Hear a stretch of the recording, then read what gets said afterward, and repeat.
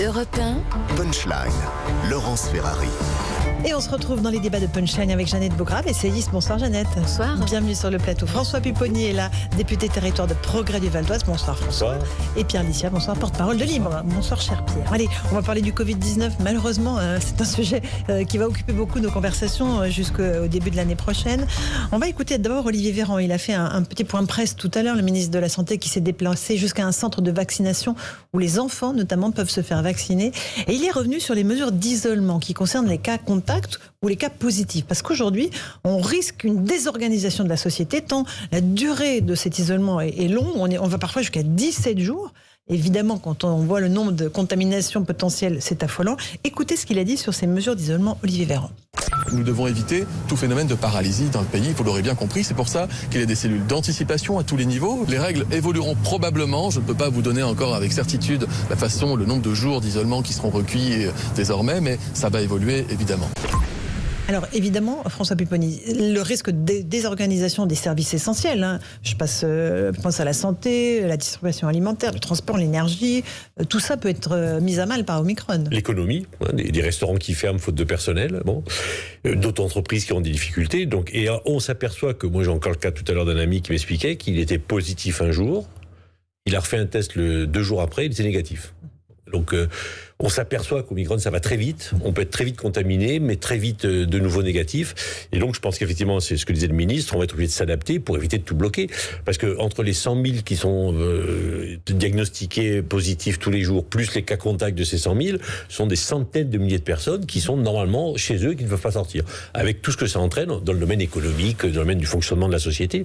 Donc il va falloir s'adapter. Parce que pour beaucoup, ce sont des simples rhumes qui ne sont pas très très graves et qui permettraient quand même de rester peut-être 2-3 jours à la maison, mais de pouvoir ressortir après les tests. Donc il va falloir trouver des nouvelles méthodes de fonctionnement avec ce nouveau variant. La Grande-Bretagne, par exemple, a décidé pour les cas contacts 7 jours d'isolement. Il faudrait peut-être arriver à ce niveau-là de 7 jours. Ben oui, 7 jours. C'est même beaucoup pour vous.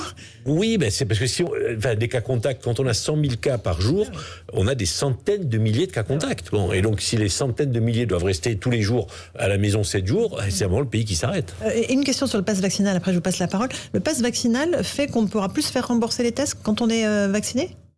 Vous savez s'il contient cette mesure-là ? On verra bien. Parce que ça serait vraiment on verra bien le débat parlementaire. En fait, le texte, on l'a découvert hier. Sincèrement, on avance tous les jours. Le 29, il y a la commission des lois qui va commencer à travailler sur les amendements. Et puis le 3 janvier, on aura le texte. Ensuite, ça ira au Sénat. Donc mi-janvier, on va étudier tout ça. Mais là, on essaye vraiment de trouver des solutions rapides. Le problème, c'est qu'effectivement, les tests, ça coûte très cher. C'est quand même quelques milliards d'euros. Mais tout le monde veut se faire tester très vite. Là, on l'a vu pour les vacances. Quand on est malade, il faut se faire tester aussi. Donc, y compris lorsqu'on est vacciné, on peut être amené à se faire tester pour voir si on n'est pas contaminé. Et si on n'est pas, quand on est cas contact, il faut se vacciner. Donc, c'est ce qu'on est en train d'étudier pour savoir quand est-ce qu'on remboursera et quand est-ce qu'on ne remboursera pas pour éviter les gens qui ne veulent pas se vacciner, qui se font quand même tester pour faire je ne sais plus quoi, parce qu'ils n'auront pas le droit d'aller au restaurant, ils n'auront pas le droit de voyager, ils n'auront pas le droit d'aller au spectacle. Donc, ils se feront tester pour voir uniquement s'ils sont contaminés. Jeannette Beaugrave, il y a un vrai risque de désorganisation de notre société ou pas ? Moi, je ne crois pas. Je crois que après ce qu'on a vécu, le confinement, la fermeture des restaurants, la fermeture des cinémas, là on a fermé les boîtes de nuit, la ministre du Travail a annoncé que dès le mois de janvier, les entreprises doivent faire le jeu du télétravail. On a quand même une couverture vaccinale importante. Non, je crois pas à ça. Voilà. Et je crois que ce serait véritablement un synonyme d'échec compte tenu des efforts qu'on a fait en matière vaccinale si on arrivait à une désorganisation. Et moi, j'étais frappée, en tout cas, de la conférence de presse de l'Organisation mondiale de la santé. Voilà. Et je pense que c'est intéressant et c'est important de revenir dessus, d'autant que l'ancien secrétaire général adjoint des Nations Unies a fait une tribune chez vos confrères du Point en disant, de toute façon, les successions de rappels ne seront pas la solution. Et moi, ce qui me gêne et ce qui m'interpelle et me tourmente en réalité, c'est que on le voit bien, les nouvelles souches, il y en aura d'autres. Parce qu'il y en aura d'autres, pardonnez-moi, j'articule pas suffisamment, c'est que nous, on est survaccinés. On va même vacciner des enfants qui ne présentent aucun symptôme. Et de l'autre côté, on laisse des continents entiers qui, eux, ne sont pas vaccinés. Et c'est là que naissent, en fait, les variants. Et ce qui est terrible, parce que c'est véritablement notre cupidité qui l'emporte, parce que là, le directeur de l'Organisation mondiale de la santé, et tout le monde le dit, tant qu'on ne donnera pas, tant qu'on ne fera pas un effort à destination de ces pays-là, on aura à être confronté à des situations comme la nôtre. Donc je pense qu'on ne peut pas sans arrêt se dire, et l'OMS a été très clair, 6e, 7e, 8e injection, ça ne va pas résoudre le problème. Donc à un moment ou à un autre, il faudra bien que ces États riches qui monopolisent tous les vaccins décident de faire quelque chose. Jeannette, est-ce qu'on peut réellement penser qu'on va pouvoir vacciner le monde entier alors qu'il y a des problèmes de famine, vous le savez mieux que quiconque dans certains endroits. Non, je sais, mais regardez, il y a un exemple. D'autres priorités. Alors moi je suis bluffée, admirative, et je ne le dis pas souvent, le modèle indien. C'est-à-dire que ça a été repris dans Le Figaro et Die Welt. On se souvient des images terribles en fait de l'Inde où il manquait d'oxygène, on voyait des gens mourir et qui ont été capables en quelques mois d'élaborer leur propre vaccin. Je rappelle que la France, le pays de Pasteur, n'a pas été capable de mettre au point son vaccin, qui a bénéficié de son réseau en réalité un maillage territorial de vaccination, de polio, etc. Et ensuite, ce qu'ils ont fait, ils ont distribué aux pays pauvres plus que nous des vaccins. Donc comment se fait-il que l'Inde, on parle de l'Inde, soit plus généreuse alors que c'est un pays, c'est une grande puissance. Mais il est très vacciné, c'est un pays très vacciné l'Inde. C'est un pays qu'en réalité donc ça fait l'équilibre entre les Allemands s'intéressent au modèle indien parce qu'en fait il y a l'immunité collective. Oui, mais parce qu'on a laissé le virus circuler aussi. Oui, mais ils sont vaccinés. Il n'y a pas de vaccination. Non, là ils sont vaccinés. Et il ne faut pas oublier que l'une des plus grandes entreprises de sous-traitance en fait de produits vaccinaux est indienne. Et on l'oublie. Et on a beaucoup sous-traité là-bas. Exactement. Pierre Lissière, un petit mot là-dessus ? Oui, mais sur la vaccination du monde entier, je pense qu'à la fois on peut considérer que c'est un peu utopique, mais je ne pense pas. D'abord parce que c'est certainement, comme le disait Jeannette Bougrab, notre seule façon de sortir durablement de la crise. C'est-à-dire qu'à un moment, on peut toujours essayer de 8e, 12e, 15e dose. À un moment, ça ne va pas tenir parce qu'effectivement, il y aura toujours des variants nouveaux.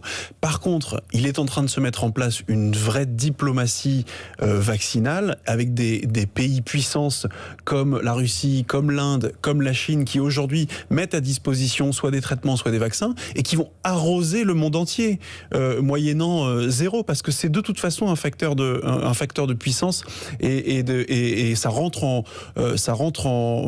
comme un levier de diplomatie. Et donc il ne faut pas non plus que la France, mais plus largement l'Europe, voire les puissances occidentales, loupent aussi le coche de cette diplomatie du vaccin, parce que là encore, ça va nous passer sous le nez. Mais là, c'est du soft power, donc ce que vous dites. C'est super cynique. Mais non, c'est pas du cynisme, c'est de la réelle politique. Pardonnez-moi, oui, mais nous sommes une puissance économique, politique, tout ce que vous voulez. L'Europe est censée, doit devenir dans le monde une voix forte et une voix puissante. Oui, mais juste pour préserver ses intérêts, pas pour être vous savez, quand on fait de la politique, et aider le monde entier. De la politique, la philanthropie en diplomatie, ça n'existe pas, malheureusement. Vous avez raison. Mais moi, mon sujet, c'est qu'il y a des enfants qui meurent de faim. On va pas dire je vous vaccine contre le Covid. Non, mais il faut d'abord traiter l'urgence. Non, je pense qu'aujourd'hui, de toute façon, la grande difficulté, par exemple, le PAM aujourd'hui dit ils sont incapables. Programme alimentaire mondial. Ils sont pas capables, compte tenu faute de donateurs. C'est-à-dire que les États riches ne donnent pas au PAM, ne peuvent plus assurer l'aide, par exemple, humanitaire au Yémen. Donc, alors que c'est la plus grande catastrophe humanitaire. Je suis d'accord avec vous, mais la seule chose aujourd'hui, c'est que je crois qu'en Afrique, pardonnez-moi, je l'ai lu, je me suis peut-être trompée, seulement 8% des personnes ont un cycle vaccinal complet. 8%. Donc, à un moment ou à un autre, il faut le faire. Et il faut le faire, et il a raison, c'est peut-être par cynisme, peut-être. Pour nous protéger. Pour nous protéger. Ça ne sera pas fait pour les aider, ça sera pas pour nous protéger. Regardez ce qui se passe en Europe. Tous les pays européens se ferment. On ferme les théâtres, on ferme les cinémas, on met des couvre-feux. On ne va pas vivre comme ça pendant des années. Peut-être que le cycle du virus, un jour, l'amènera à être moins virulent. On fait une petite pause, on se retrouve dans un instant. On continue à parler de la pandémie. On écoutera Valérie Pécresse qui réclame les tests gratuits jusqu'au 10 janvier, jusqu'au moment où le pass vaccinal sera mis en place. À tout de suite dans Punchline. Punchline sur Europe 1, Laurence Ferrari. Punchline avec Jeannette Bougrab, François Pupponi et Pierre Lissière. On va écouter Valérie Pécresse, c'est votre candidate, Pierre Lissière. Elle demande la continuité de la gratuité des tests pour évidemment endiguer le gros de la vague Omicron. On l'écoute. Je crois que le gouvernement devrait profiter de cette période des fêtes pour prendre des mesures de freinage supplémentaires. J'en propose certaines. La gratuité des tests pour permettre le testing de tous. Et puis le report de la rentrée scolaire d'une semaine avec un télétravail massif la première semaine de janvier, là encore pour freiner l'épidémie post-manifestation familiale et amicale. Si le pass vaccinal est réservé aux lieux de loisirs, je pense que la protection des Français peut le nécessiter. À l'entrée des transports, ce serait empêcher les personnes de monter dans les transports. Vous imaginez bien que c'est une restriction de liberté qui est extrêmement difficile à mettre en œuvre. Je n'y suis pas favorable. Pierre Alicia, effectivement, empêcher les gens de monter dans les trains, ça va être très très compliqué, ça, s'ils n'ont pas leur vaccin. Dans les trains et puis surtout dans les transports en commun. C'est-à-dire que, regardez aujourd'hui la mobilisation des policiers nationaux sur toutes les missions de maintien de l'ordre public et de sécurité. Si en plus vous ajoutez à ça le contrôle systématique des identités et des passes vaccinaux dans les transports en commun, il nous faut, c'est plus une police nationale qu'il nous faut, c'est transformer les agents de la RATP et de la SNCF en véritable milice. Et je pense que personne ne le souhaite. Mais les propositions qui sont faites par Valérie Pécresse, elles sont destinées justement à éviter la paralysie du pays, comme on l'évoquait tout à l'heure. Éviter la paralysie du pays à la fois dans les milieux professionnels, au niveau de l'économie, des écoles aussi, parce qu'on n'a pas parlé tout à l'heure des écoles, mais quand vous avez des cas contacts et donc vous avez des gens qui ne peuvent plus venir travailler, il y a tout un tas de secteurs de la société, notamment l'éducation nationale, notamment l'école, qui fait que vous avez des personnels en moins. Et quand vous avez des personnels en moins, des classes qui ferment, vous n'êtes pas forcément ni cas contact ni contaminé pour devoir rester à la maison pour vous occuper de vos enfants. Donc en fait, toutes ces mesures de freinage, elle le dit elle-même, ce sont des mesures de freinage pour éviter une paralysie et surtout pour éviter une submersion à l'issue des fêtes de fin d'année, puisqu'on sait que les fêtes de fin d'année sont des moments où les Français se retrouvent en famille et où il peut y avoir des contaminations. François Pupponi, la gratuité des tests d'abord, jusqu'au 10 janvier, oui ou non ? Oui, mais alors le problème, c'est qu'on retourne. Alors, si à un moment on a dit il faut qu'ils soient payants, c'était pour dire aux gens faites-vous vacciner plutôt que de faire des tests tous les 2 jours pour être sûr que vous n'êtes pas malade. Et puis dedans, il y avait un coût, c'était entre 4, 5, 6 milliards d'euros. Parce qu'après, les comptes, il faudra les faire.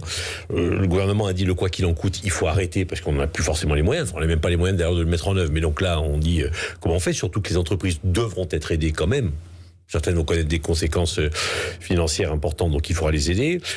Voilà, donc si on dit, ok, de nouveau, il y a les tests, le risque, c'est que les gens disent, moi, je me fais pas vacciner. Parce que de toute façon, si je peux me faire tester gratuitement tous les 2 jours, je me ferai tester tous les 2 jours, et puis si je suis malade... Mais ils n'auront pas le pass vaccinal, oui, mais ils n'auront pas... Mais certains disent, c'est pas grave. Mais ils ne feront plus rien, on ne peut plus rien faire. Ils ne feront plus rien, ils disent, c'est pas grave.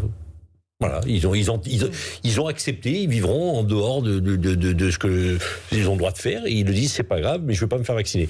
Donc l'idée de faire payer les tests, c'était à la fois des raisons financières, mais aussi pour pousser les gens à dire, faites-vous vacciner. Bon. Et sur les trains, alors, comment vous empêchez sur les trains, moi, régulièrement, quand je venais à Paris, à l'Assemblée, je prenais le RER, je peux vous dire que depuis plusieurs mois, j'ai arrêté, quoi. Parce que, sincèrement, le RER et le métro, vous passez 3 quarts d'heure dans un lieu confiné, avec des gens collés, qui ont plus ou moins des masques, qui parlent, qui téléphonent, et sincèrement, je n'ai pas envie, quoi, parce que c'est... Oui, mais là, on n'a pas le choix, on n'a pas le choix. Vous les empêchez de monter. Non, mais on n'a pas le choix. Sincèrement, empêcher de monter, c'est pas raisonnable, parce que c'est pratiquement inapplicable. Qui va aller contrôler? Moi, quand je prends le RER le matin sur le quai de Sarcelles, il y a des centaines de personnes qui sont là, et les gens sont pressés, les trains doivent partir à l'heure, ils doivent aller travailler, on peut pas contrôler. Donc c'est quasiment impossible à mettre en œuvre. Après, c'est vrai que les lieux de contamination dans les transports en commun, on n'en parle plus parce qu'on ne veut pas que ça fâche. On n'a pas les chiffres, on ne sait pas si on se contamine dans les restaurants, dans le transport en commun. Personne ne va en parler, mais j'ai du mal à croire que ce ne soit pas des lieux de contamination. Jeannette Bougrabe. Non, je pense que Valérie Pécresse a raison sur un point, c'est la question de la constitutionnalité, de la proportionnalité du dispositif, indépendamment de l'absence de moyens pour faire respecter aux heures de pointe quand vous prenez le RERB. C'est qu'à un moment ou un autre, et on l'a vu au moment où on a voulu interdire les gens qui ne disposaient pas du pass sanitaire pour les accéder au commerce, notamment de première nécessité, c'est-à-dire les supermarchés, on leur a dit non, c'est pas possible, ils doivent pouvoir accéder au commerce de première nécessité, c'est-à-dire pouvoir s'acheter à manger et à boire. De même que de pouvoir aller travailler, de pouvoir se déplacer si jamais ils doivent aller à l'hôpital. Donc, à un moment ou un autre, il faut que ce soit raisonnable. Voilà, c'est pas possible. Voilà. Et donc, c'est pour ça que c'est ça. Voilà, je suis assez attristée, enfin pas attristée. Je trouve que peut-être que ça va un peu trop vite, voilà, parce qu'en réalité, il y a quand même des choses positives qui viennent d'Angleterre et d'Afrique du Sud, sachant que on nous dit que le nouveau variant est moins violent, il donne lieu à moins d'hospitalisation, et donc et ceux qui sont hospitalisés, ce sont qui sont pas du tout vaccinés, c'est-à-dire pas une dose. Donc déjà penser à tout fermer, à tout arrêter, ça quand même... Mais Jeannette, si tous les gens non vaccinés atterrissent à l'hôpital, c'est absolument dramatique. On sait pas faire. L'hôpital s'effondre. Le problème est toujours là, c'est que en fait, le vrai problème, c'est le nombre de lits possibles pour accueillir les malades. Oui, mais vous n'allez pas contrôler des millions de... Pas que les malades Covid, les malades en général. Mais c'est depuis le début, c'est notre problème. Vous ne pouvez pas pénaliser des gens qui ont un pass, qui ont joué le jeu, en leur disant vous allez passer 3 heures avant de rentrer dans votre bouche de métro parce qu'on va vous contrôler. Ça, c'est pas possible. Donc, c'est vrai que la seule solution aurait été, mais on n'aurait pas été en campagne électorale, je suis sûr que ce serait déjà fait, c'est la vaccination obligatoire. Bien sûr. 90 000 cas en 24 heures hier. Ça monte tous les jours. On va arriver aux 100 000, comme l'avait dit le ministre de la Santé demain. Et l'Angleterre est déjà à 120 000. Ils vont monter à 1 million. Donc ce que j'aimerais savoir, c'est que est-ce qu'on est encore dans cette espèce de... Mais je vous dis, à titre personnel, moi-même, je suis vaccinée, j'ai mes 3 doses, donc j'ai pas de... Mais d'annoncer ces chiffres de manière systématique, ça crée quand même un sentiment de panique, alors qu'on ne sait pas réellement, c'est pas les mêmes situations qu'on a eues lors des premières vagues. On voyait des gens mourir avec des chiffres terribles. Donc, j'avoue que de créer et d'annoncer comme ça, on en revient à peu près au même débat que lors de la première vague, c'est-à-dire le nombre de personnes qui sont déprogrammées alors qu'ils doivent subir des opérations qui sont importantes, etc. On a l'impression que tout d'un coup, c'est un emballement et on aimerait que ça ralentisse un peu pour être bien sûr que tout se passe bien. Que le degré d'acceptabilité des contraintes par les Français, il a quand même changé par rapport à la première vague. C'est-à-dire que, et là vous m'accusiez tout à l'heure d'être un peu cynique, mais je vais continuer ce soir à être un peu cynique. Mais c'est vrai que pendant la première vague, on n'avait pas de vaccin, on ne connaissait pas les gestes barrières, la seule solution c'était le confinement.